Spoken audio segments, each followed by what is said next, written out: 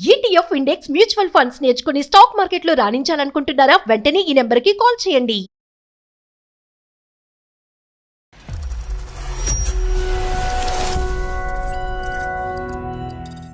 నమ్ముకున్న భర్త ఇలా మోసం చేస్తారని అసలు ఎవరికి చెప్పుకోవాలో కూడా తెలియట్లేదు. మీ ఆయన వృత్తి ఏంటమ్మా? జాబ్ చేస్తారు సార్. అంతే కదా, కంప్లీట్ దొంగతనం అన్నా. అయ్యో లేదు సార్, జాబ్ చేస్తారు, మంచి వాళ్ళే సార్. మీ ఆవిడ నగలు తీసుకెళ్తాం చెప్పకుండా దొంగతనం కాదా? కాదా?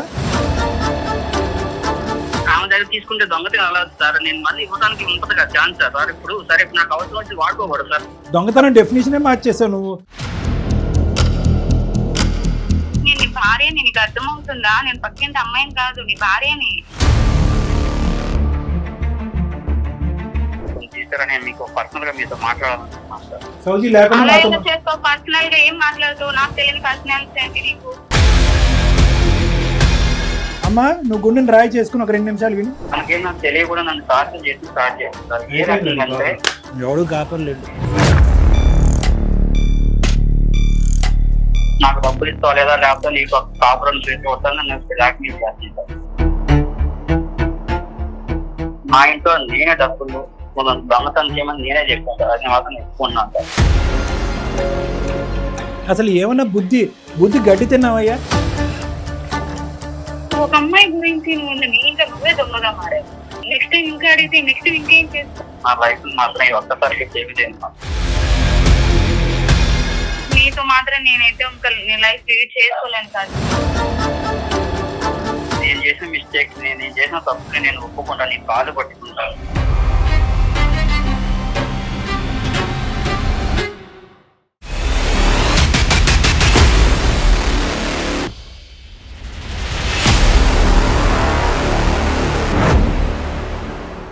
సుమన్ టీవీ అందమైన జీవితం కార్యక్రమానికి స్వాగతం. మనతో పాటు ఉన్నారు ప్రముఖ సైకియాట్రిస్ట్ డాక్టర్ కళ్యాణ్ చక్రవర్తి గారు. డాక్టర్ గారు నమస్తే అండి. నమస్తే మేడం. ఈ మెయిల్ ఒక విచిత్రమైన మెయిల్ అనిపించింది సార్ నాకు, అందుకే అది తీసుకున్నాను. ఏంటంటే సౌజన్య అని ఒక అమ్మాయి మనకి మెయిల్ చేసింది. ఇద్దరు మంచి wife and husband, madam but ఏదో ఒక చిన్న విషయంలో ఇద్దరికి డిస్టర్బెన్స్ ఉంది. కానీ అది మనకి చిన్నది అనిపిస్తుంది, నిజానికి చాలా పెద్ద విషయం. రైట్. ఒకసారి మాట్లాడితే క్లారిటీ వస్తుంది. తప్పకుండా మేడం, చేయండి.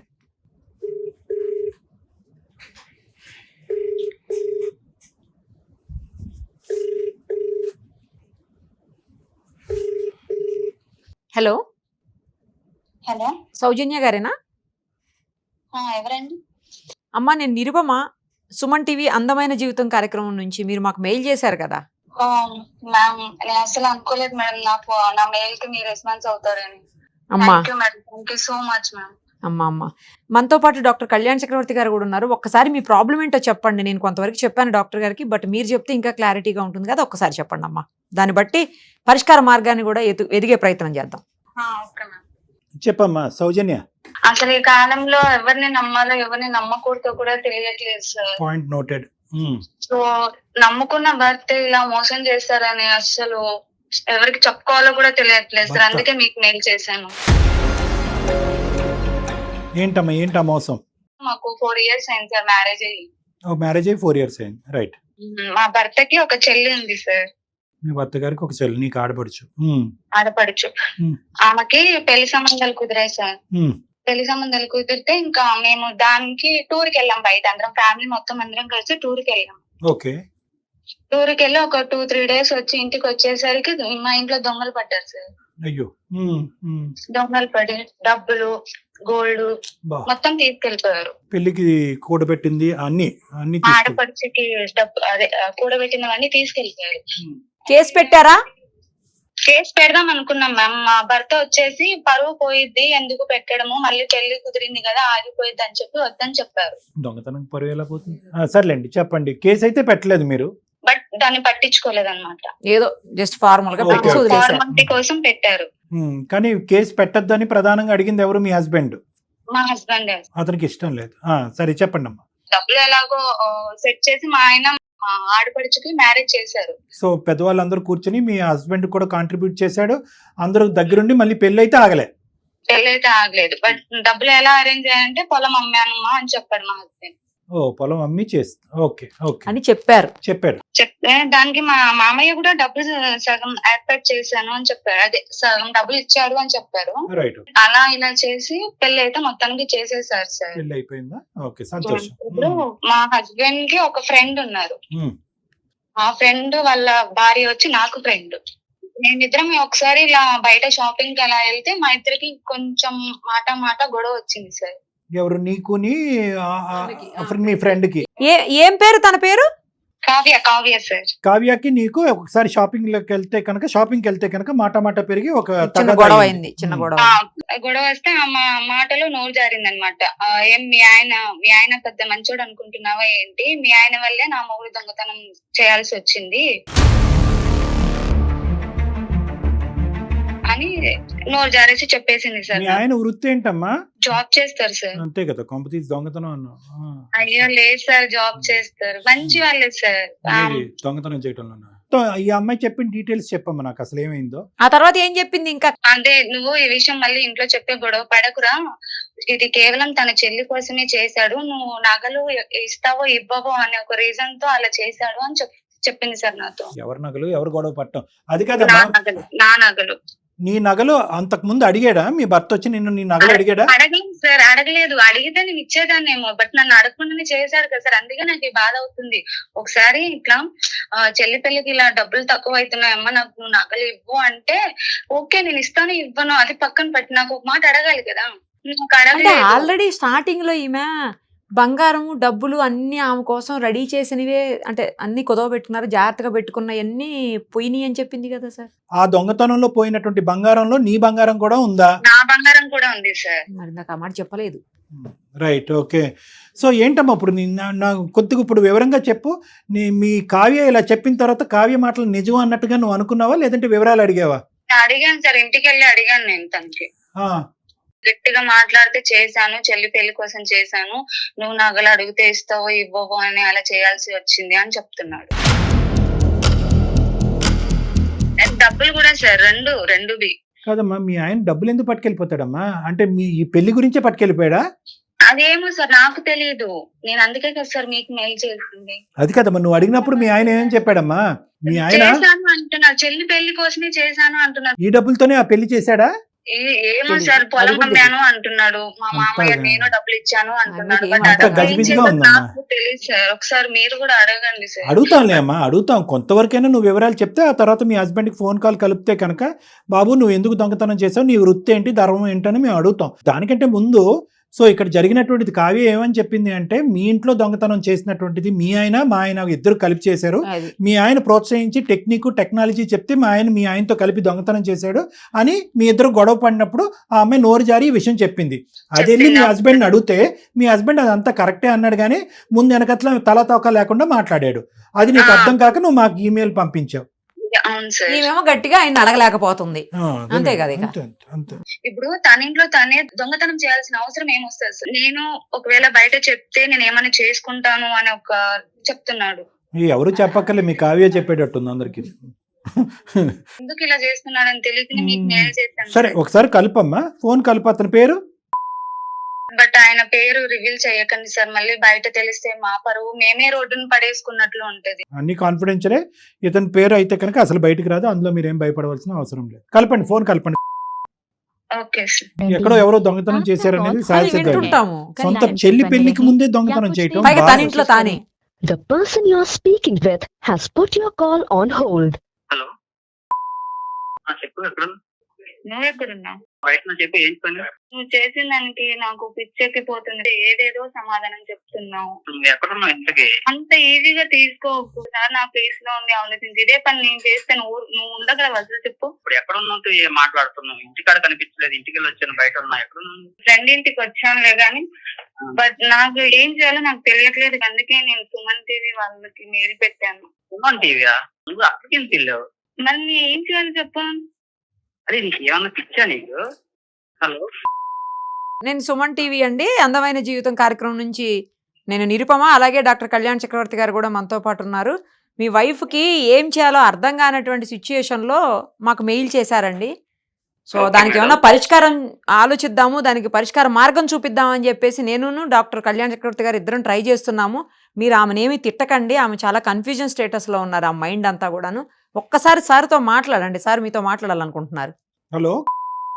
సార్ చెప్పండి సార్. కాదు, ఇప్పుడు ఇది చాలా ఇంపార్టెంట్ ఇష్యూ కదండి. మీరు భయపడవలసిన అవసరం ఏముంది? ఎలాగ మీ వైఫ్కి తెలిసి ఇష్యూ మా వరకు వచ్చింది ఈ సబ్జెక్ట్ అంటే ఆ అమ్మాయికి అసలు అర్థం కావట్లేదు. ఇదేంటి ఇంటి దొంగ ఏంటి, భర్త దొంగ ఏంటి అనే కాన్సెప్ట్లో ఆ అమ్మాయి అసలు ఈ చిక్కుముడికి సమస్య ఎవరిని అడగాలి? మీ పేరెంట్స్ని అడగాలా, ఇరుగు పొరుగుని అడగాలా, మీ స్నేహితులను అడగాలా అనేటటువంటి తన స్నేహితురాలు గబుక్కని నోరు జారి చెప్పిందంట. అది ఇంట్లో అడగగానే మీరు కూడా ఒప్పుకున్నారంట.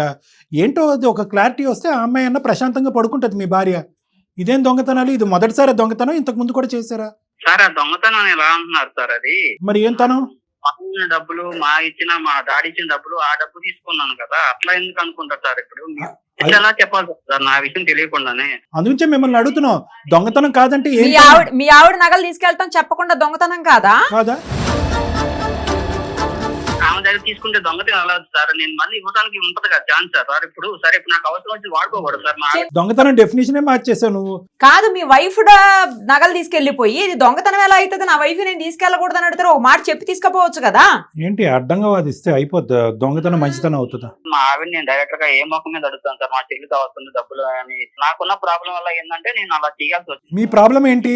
కొన్ని అవసరాలు ఉంటాయి కదా సార్, ఇంపార్టెంట్ పనులని. దానికి కొన్ని ఏటయ్యా మరీ చెప్తా? పెళ్ళానికి తెలియకుండా ఇంట్లో ఇంపార్టెంట్ పనులు, ఇంట్లో దొంగతనం చేసే అంత లెవెల్కి ఉండే అవసరం ఏంటి నీకు?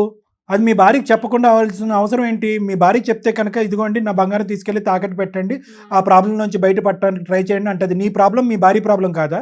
అవును, నన్ను అడిగితే నేను ఇస్తాను. అమ్మా ఇదమ్మా చెల్లికి కొంచెం డబ్బులు అవసరం ఉంది, నువ్వు బంగారం ఇవ్వద్దు, నేను అడిగితే నేను ఇందాక అమ్మాయిని అదే అడిగావు, అమ్మ నిన్ను అడిగాడా లేదా అంటే అసలు నా పల్లెత్తి మాట కూడా అనలేదు సార్, నాకు తెలియదు అసలు అన్నది. అడిగితే ఇచ్చుండేది కదా ఆవిడ.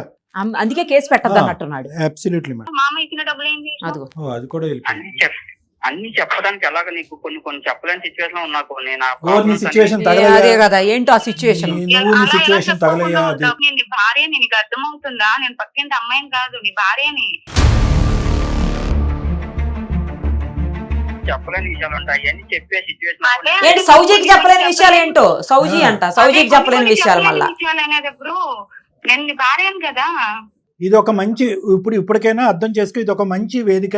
ఈ వేదిక సాక్షిగా నీ మనసులో ఏంటి ఆ సిచ్యువేషన్ అన్నది చెప్పేసేయి ప్లీజ్. సార్ నాకు చిన్న రిక్వెస్ట్ సార్, ఇప్పుడు మా సౌజీ ఉంది కదా, తను కొంచెం కాన్ఫిడెన్స్ కొంచెం తీసారని మీకు పర్సనల్ గా మీతో మాట్లాడాలనుకున్నాను సార్. సౌజీ లేకుండా పర్సనల్ గా ఏం మాట్లాడుతావు? నాకు తెలియని పర్సనాలిటీ ఏంటి నీకు?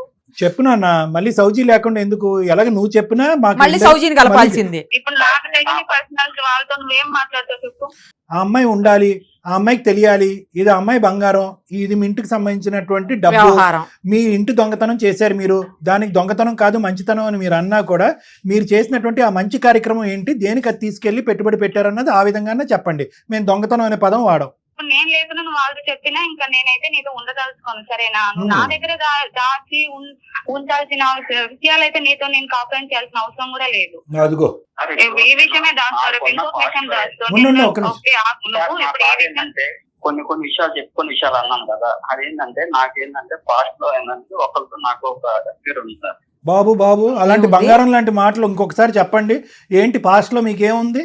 పాస్ట్ లో ఏంటంటే నేను ఒకరితో ఏంటంటే నాకు ఒక ఎఫ్ఐఆర్ ఉంది. నేను అతనితో కొన్ని రిలేషన్ ఉన్నా, నాకు పెళ్లి అవుతుంది సార్. ఏంటి పెళ్లి అవ్వకముందా? పెళ్లి అవ్వకముందు అన్నాడు. పెళ్లి అవ్వకముందు. అమ్మా నువ్వు గుండెని రాయి చేసుకుని ఒక 2 నిమిషాలు విను. చెప్పండి అయ్యా. పెళ్లి చేసుకున్న సిచ్యువేషన్ దాకా కూడా వెళ్ళాం సార్. ఆ టైంలో ఏంటంటే కొన్ని అనుకోని కారణాల వల్ల ఏంటంటే మా అమ్మ నాన్న చూసిన సంబంధం కాబట్టి నేను ఇక్కడ సౌజీని పెళ్లి చేసుకోవాల్సి వచ్చింది సార్. ఓకే, ఇదంతా ఇప్పుడు ఫస్ట్ టైమా ఇది సౌజీకి? అమ్మ సౌజీ జీవితంలో వేరే అమ్మాయి ఉండేది ఇది వరకు, తల్లిదండ్రుల యొక్క మాట కాదని లేక వచ్చి నిన్ను పెళ్లి చేసుకున్నాడు అన్నది నీకు తెలుసా? ఇదే ఫస్ట్ టైమా మీరు వింటాం? నాకు తెలుసు సార్ ఈ విషయం. బాబోయ్, మాకున్న పర్సనల్ ఇష్యూ వల్ల ఏంటంటే మా ఇద్దరు మధ్య గొడవలు జరిగింది సార్. ఎవరికి? నన్ను ఇలా కొంచెం ఇబ్బంది పెట్టడం స్టార్ట్ చేసింది. కాదు, ఎవరిని నిన్ను ఇబ్బంది పెట్టేది ఎవరు? ఎక్స్ గర్ల్ ఫ్రెండ్ అంట. అంటే మీరిద్దరు ఇంకా కాంటాక్ట్ లోనే ఉన్నారా? ఇంకా కాంటాక్ట్ లోనే ఉన్నారు. అవును సార్. మనకేం నాకు తెలియకుండా నన్ను టార్చర్ చేసి స్టార్ట్ చేసింది సార్. ఏ రకంగా ఎవడు కాపర్లేదు. పర్సనల్ గా మేము కలిసిన కొన్ని ఫొటోస్ కానీ కొన్ని వీడియోస్ కానీ కొన్ని ఉండటం వల్ల ఏంటంటే తను నాకు బ్లాక్ మెయిల్ చేయడం స్టార్ట్ చేసింది సార్ నన్ను. ఫోటోలు వీడియోలు పెట్టి నీ ఎక్స్ గర్ల్ ఫ్రెండ్ అనేటటువంటిది నిన్ను ఓవర్ పొసెసివ్ గా నిన్ను గుప్పెట్లో పెట్టుకోవడం గురించి బ్లాక్ మెయిల్ చేసి కాపురం నేను కూల్ చేస్తాను, నువ్వు ఎప్పుడు లైఫ్ లాంగ్ హ్యాపీగా ఉండకుండా చేస్తాను అని నన్ను రోజు టార్చర్ చేస్తున్నారు. ఆ రకంగా నాకు నా నుంచి డబ్బులు అప్పుడప్పుడు అవసరమైనప్పుడు డబ్బులు తీసుకుంటాను అవసరాలకి. ఆ టైంలో నేను ఏం చేయని సిచ్యువేషన్ ఉన్నా నా తప్పు నేను తప్పు చేశాను సార్, ఒప్పుకుంటాను. నాకు డబ్బులు ఇస్తావా లేదా, లేకపోతే నీకు కాపురం చేసి కొడతాను నన్ను బ్లాక్ మెయిల్ చేస్తాను సార్. ఎంతకాలం పెళ్ళైనటువంటి ఎంతకాలం తర్వాత ఆ అమ్మాయి మళ్ళీ మీకు ఫోన్ చేసి బ్లాక్ మెయిల్ చేయడం మొదలు పెట్టింది?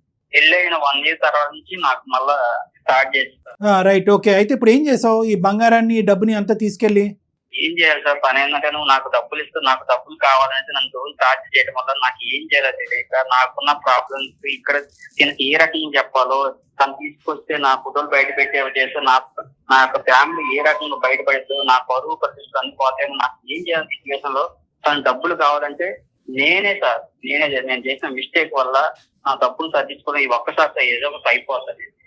నాకు తెలిసిన ఫ్రెండ్ ద్వారానే మా ఇంట్లో నేనే డబ్బులు దొంగతనం చేయమని నేనే చెప్పాను సార్. అది మాత్రం ఎక్కున్నాను సార్. అసలు ఏమన్నా బుద్ధి గడ్డి తిన్నావయ్యా? మీ ఇద్దరి మధ్య ఇప్పుడు నుండి ఇస్తే మళ్ళీ తర్వాత అడగదా సార్? ఇప్పుడు మేడం, 10 లక్షలు ఇస్తాడు, రేపు 20 లక్షలు 20 అడుగుతుంది, జీవితాంతం అడుగుతుంది. అడుగుతానే ఉంటది కదా. ఏంటంటే బ్లాక్ మెయిల్ చేసేటటువంటి వాళ్ళ ఉద్దేశమే అది, ఎంత కావాలంటే అంతవరకు వాడుకుంటారు. నా లైఫ్ లో నేను చాలా తప్పులు చేశాను. ఆ తప్పులు తీసుకునే క్రమంలో ఇది ఒక నేను చేసిన పెద్ద మిస్టేక్ నా లైఫ్ లో. తను ప్రేమించాను. నువ్వు మిస్టేక్ చేసిన ఇప్పుడు మాత్రం నీతో నేను కాపురం చేస్తా అనుకుంటున్నావా ఏమో? ఒక అమ్మాయి గురించి నువ్వు ఇంకా నువ్వే దొంగగా మారావు. నెక్స్ట్ టైం ఇంకా అడిగితే నెక్స్ట్ ఇంకేం చేస్తావు? ఇంకేం ఇస్తావు అనేది ఒకటి. ఇప్పుడు వరకు మీరు చెప్పినటువంటిది నిజమని ఎలా నమ్ముతాం మేము? ఇదొక కథేమో, ఇదంతా కథేమో. ఆ అమ్మాయి బ్లాక్ మెయిల్ చేస్తుంది, ఇదంతా కూడా. నిర్మా మేడం ఆ అమ్మాయితో కూడా మాట్లాడొచ్చా గారు? చెప్పండి. మీరు చెప్పేదంతా నిజమని ఎలా నమ్మాలి? నా దగ్గర తనతో ఉన్న ఫోటోస్ వాటిన్న ప్రూఫ్ మెయిల్స్ అన్ని తనతో ఉన్నాయని మీకు పెడతాను. నా లైఫ్ మాత్రం ఈ ఒక్కసారికి సేవ్ చేయండి. ఈ ఒక్కసారికి సేవ్ చేయాలి అంటే ఒకటి, మేము చేయవలసినటువంటి ఎంక్వైరీ మేము చేస్తాము. మీరు వద్దన్నా కూడా ఆ అమ్మాయితో మాట్లాడాలి మేము. ఎందుకంటే మీ కాపురం కాపాడాలి అంటే కనుక ఆ అమ్మాయి దగ్గర మీరు పోగొట్టుకుని దొంగతనం చేసి ఆ అమ్మాయికి సమర్పించుకున్నది అంతా కూడా వాపస్ తీసుకురావాలి. ఫ్యూచర్లో ఆ అమ్మాయి ఈ విధంగా మళ్ళీ బ్లాక్మెయిల్ చేయకుండా మీ తరపున మేము కూడా వచ్చి, మీతో పాటు మేము వచ్చి పోలీస్ కంప్లైంట్ కూడా ఇవ్వాల్సినటువంటి ఆవశ్యకత ఉంది. ఇది ఇక్కడ కప్పేసి దాచిపెట్టేటటువంటి అంశం కాదు. అన్నిటికంటే ముఖ్యంగా సౌజన్యకి మీకు ఇద్దరికి తెలియవలసింది, ప్రత్యేకంగా సౌజన్యకి తెలియవలసింది ఏంటంటే, ఏదైతే ఉందో ఇది కేవలం బ్లాక్మెయిల్ మాత్రమే. ఇంక ఇతరత్ర ఏ రిలేషన్షిప్ ఆ అమ్మాయితో మీకు లేదు కదా? అవును, లేదు సార్. నీతో మాత్రం నేనైతే ఇంకా లైఫ్ లీడ్ చేసుకోలేను సార్. నేను చేసిన మిస్టేక్, నేను చేసిన తప్పుని నేను ఒప్పుకుంటాను, నీ కాలు పట్టుకుంటాను. ఈ ఒక్కసారికి నన్ను క్షమించి నన్ను ఈ జీవితంలోకి నన్ను బాధ. నిన్ను ఇక్కడ బలంతం పెట్టి బెదిరించేటటువంటి అవకాశం ఎవరికీ లేదు. ఎందుకంటే అన్ని విధాలుగా మోసపోయింది ఎవరంటే నువ్వు. కానీ ఇక్కడ అదృష్టం నీ వెంట ఉండటం వల్ల ఇప్పటికీ కూడా నీ భర్తను, ఏ భర్తనైతే కనుక నువ్వు ఇష్టపూర్వకంగా పెళ్లి చేసుకున్నావో ఆ భర్త యొక్క క్యారెక్టర్, నమ్మకం అనేటటువంటిది ఇప్పటికి కూడా అలాగే పదిలంగా ఉంది. ఇది నువ్వు ప్రధానంగా గుర్తుపెట్టుకోవాల్సినటువంటి అంశం. పోయినటువంటి డబ్బులు, బంగారం ఎందుకు పోయినాయి అనేది నీకు తెలుసు, మాకు తెలుసు, అందరికీ తెలుసు. దాన్ని 1కి 2 సార్లు డబుల్ వెరిఫై చేసుకుంటాం. ఇతను ఇష్టపూర్వకంగా ఆ అమ్మాయితో వెళ్ళి ఇచ్చాడా, లేదంటే అదే రిలేషన్షిప్ కంటిన్యూ అవుతుందా లేదన్నది మేము వెరిఫికేషన్ చేసుకుంటాం. ఒకప్పుడు అటువంటిది ఏమీ లేదు అని ఇప్పుడు అతను అన్నటువంటి మాటల ప్రకారం ఇతను చెప్పినటువంటిది నిజం అనుకుంటే కనుక దయచేసి ఒకటి అర్థం చేసుకోండి. ఇతను ఆ అమ్మాయి చేసినటువంటి బ్లాక్మెయిల్కి ఎక్కడ నీతో పాటు ఉండేటటువంటి ఈ బంధం తెగిపోద్దు అనేటటువంటి భయంతో ఏం చేయాలో తోచక ఆ గతం అన్నీ కూడా అతను పబ్లిక్ చేసి పరువు తీస్తుందేమో, కుటుంబ సభ్యుల దగ్గర నీ దగ్గర పరువు తీసి ఈ పరిస్థితి వస్తుందేమో అనేటటువంటి భయంతో ఇంట్లోంచి తీసుకెళ్ళి అక్కడ సమర్పించుకున్నాడు. దాన్ని మనం అందరం ఖండిస్తున్నాం. అంటే పాపం అతను చేసినటువంటిది ఏంటంటే ఈ కాపురం కాపాడటం గురించి ఇక్కడ తీసుకెళ్ళి అక్కడ ఇచ్చాడు. అక్కడికి కాపాడడం గురించి నాకు ఒక మాట చెప్తే సరిపోయేది కదా. చెప్తే ఎట్లా తీసుకుంటావో తెలియదు కదా. నేను చేసుకునేటప్పుడు అన్ని చెప్తారు కదా సార్. పర్సనల్ గా ఓకే అలా ఉండదులే సౌజన్య గారు, అలా ఉండదులేండి. ఆ పాయింట్ లో నువ్వు ఎలా తీసుకుంటావు ఎవరికి తెలుసమ్మా. అతను ఒకటైతే వాస్తవం, మేము కూడా అదే చెప్పాం కదా ఓపెనింగ్ స్టేట్మెంట్ చెప్తే మీ ఆవిడ ఒప్పుకోదా? ఆ అమ్మాయిని వచ్చి మందలించి మీ ఇద్దరు కలిపి వెళ్ళి పోలీస్ స్టేషన్ లో కేసు పెట్టి ఉండేవారు కదా అని చెప్పి మేము చెప్పాం కదా. అలా జరగలేదు. జరగనప్పుడు నెక్స్ట్ స్టెప్ ఏంటి? నువ్వు పెట్టి బేడ చదువుకుని ఇంటికి వెళ్ళిపోతావు పుట్టింటికి. అలా కాదు కదా. నువ్వు ప్రయాణం చేసినటువంటి ఇప్పుడు 2 years పాటు జర్నీ చేసినటువంటి ఈ వ్యక్తి యొక్క క్యారెక్టర్ ఏంటి? నిజాయితీగా ఉన్నాడా? నీతో పాటు నిజాయితీగా ఉన్నాడా? లేదంటే గత ప్రేమికురాలతో మళ్ళీ చట్టపట్టాలు వేసుకుని తిరుగుతున్నాడా? కాదు. కేవలం ఆ క్రూరమైనటువంటి మనస్తత్వం ఉన్న అమ్మాయి ఇతను బ్లాక్మెయిల్ చేసి ఇతన్ని భయపెట్టి ఆ ఫోటోలు అవి చూపెడతాననే ఉద్దేశంతో ఇతని దగ్గర వసూలు రాజాలాగా వసూలు చేసింది. ఆ అమ్మాయి దగ్గర వసూలు నుంచి రాణి. వసూలు రాని ఆ అమ్మాయి దగ్గర నుంచి ఎలా రాబట్టుకుందాం అనేటటువంటి అంశం మనం ప్రధానంగా చూద్దాం. ఫ్యూచర్లో మళ్ళీ మీ ఇద్దరి యొక్క జీవితంలోకి ఆ అమ్మాయికి దూరకుండా బ్లాక్మెయిల్ చేయకుండా ఏం చేయాలన్నది చూద్దాం. అది మంచి. ఒకప్పుడు ఇతర క్యారెక్టరే బ్యాడ్ అంటే కనుక నేను నిరుపమ మేడం 2 నిమిషాలు కూడా నీ చేత అతని చేత నిన్ను, నీ చేత అతనితో కాపురం చేయించి ఉండేవాళ్ళం కాదమ్మా. ఒక్క అవకాశం ఇవ్వండి. మంచి వ్యక్తి తప్పుదోవలో వెళ్ళాడు, తప్పు తెలుసుకున్నాడు, బాధపడుతున్నాడు, పశ్చాత్తాపం కోరుతున్నాడు, మీ కాలమే పడుతున్నాను అంటున్నాడు. కాబట్టి ఒక అవకాశం ఇవ్వాల్సినటువంటి బాధ్యత మీ మీద ఉంది. ఒక్క అవకాశం ఇస్తారా ఎవరా? సౌజన్య గారు ఏమంటారు? ఏమో మేడం, అసలు ఏం చేయాలో నాకే అర్థం అవ్వట్లేదు. నమ్మాలో వద్దో కూడా తెలియదు. నమ్మి వెళ్ళాలంటే ఏదో కన్ఫ్యూజ్ లో ఉన్నాను మేడం నేను. సరే మా అంతవరకు మాకు అర్థమైంది తల్లి. ఈ క్షణాన్ని నువ్వు అన్ని ఒప్పుకోవాలనే ఉద్దేశం కూడా మాకు లేదు. నువ్వు అట్లీస్ట్ కన్ఫ్యూజన్లో ఉన్నావు, నా కన్ఫ్యూజన్ క్లారిటీ ఇవ్వండి అని నువ్వు అడుగుతున్నావు అంటే కనుక ఈ పెళ్లిని కాపాడుకోవాలి, భర్తను కాపాడుకోవాలనే ఉద్దేశం నీకుంది. నీ కన్ఫ్యూజన్ క్లియర్ చేయడానికి ఒకసారి నన్ను వచ్చి కలవు అమ్మా. బాబు నువ్వు కూడా రావాలి. ఈ లోపల మేము ఏంటంటే నువ్వు ఇప్పటి వరకు చెప్పినవన్నిటివి వాస్తవం అని చెప్పి మీరు వచ్చే లోపల మేము వెరిఫై చేసుకుంటాం. నువ్వు చెప్పేటటువంటి మాటలు బట్టి నిజంగా ఆ అమ్మాయి ఒక క్రిమినల్ మైండ్ సెట్ ఉంటే కనుక మీ ఇద్దరు వచ్చి పోలీస్ స్టేషన్లో కేసు పెట్టాలి. ఆ అమ్మాయికి ఎటువంటి శిక్ష పడాలో ఆ శిక్ష పడుతుంది. మీ ఇద్దరు కాపురం చేయాలా, ముందుకు ఎలా వెళ్ళాలి అనేటటువంటిది నా కౌన్సిలింగ్లో నేను అన్ని విడమర్చి మీ ఇద్దరితో మాట్లాడతాను. అప్పటి వరకు ఎటువంటి డేంజరస్ నిర్ణయాలు తీసుకోవాలి. Thank you. ఓకేనమ్మా, బాయ్. Take care. పోన్లేండి సార్, ఆ అమ్మాయి చివరికి అంటే ఆ నో చెప్పే దగ్గర నుంచి అట్లీస్ట్ ఒక కన్విన్సింగ్ స్టేజ్ లోకి వచ్చింది. ఎమోషనల్ అంటే మేడం ఒకటి ఆ అమ్మాయి డైజెస్ట్ చేసుకోవాల్సింది ఏంటంటే ఇతని గతంలో ఒక ఇష్యూ ఉంది అనేది ఇప్పుడు ఈ 10 నిమిషాల్లో ఆ అమ్మాయికి తెలిసినటువంటి ఒక నిజం. పుణ్యమే కారణం. బంగారం దేనికో పోయింది, ప్యాకెట్కో పోయిందో దేనికో పోయిందో అనుకుంటే వేరే విషయం. లేదు నాకు ఒక గతం ఉంది, ఒక ఎక్స్ ఉంది అని అమ్మాయి చెప్పడం అనేది ఒక షాకరు. రెండోది ఏంటంటే ఇతను తీసుకెళ్లి ఆ అమ్మాయి బ్లాక్ మెయిల్ కి భయపడి అక్కడికి ఇచ్చాడు అనే మాట చెప్పేటప్పటికి ఆ అమ్మాయి ఎటువంటి కంక్లూజన్కి వచ్చిందంటే కనుక ఏమో ఇతను బ్లాక్ మెయిల్ అనేటటువంటిది ఒక బొమ్మకి ఇస్తున్నాడేమో, వాస్తవానికి ఇద్దరికి కనెక్షన్ ఇప్పటికీ రన్నింగ్ ఉందేమో, నాకు సౌత్ ఉందేమో, వద్దురా బాబా అంటంలో నిజమే. సో మనం ఏంటంటే ఏదో బ్లైండ్ గా నమ్మేసి కలిపేయటం కాకుండానే మనం కొద్దిగా బ్యాక్గ్రౌండ్ వెరిఫికేషన్ చేసి వీళ్ళిద్దరిని కౌన్సిలింగ్ పిలిచిన తర్వాత అతను చెప్పిన మాట నిజమైతే కనుక ఖచ్చితంగా కలిపి వాళ్ళిద్దరిని ఆ అమ్మాయిని ఏం చేయాలో కూడా చేయొచ్చు, వీళ్ళిద్దరిని కలపడంతో పాటు. Sure madam. Thank you so much.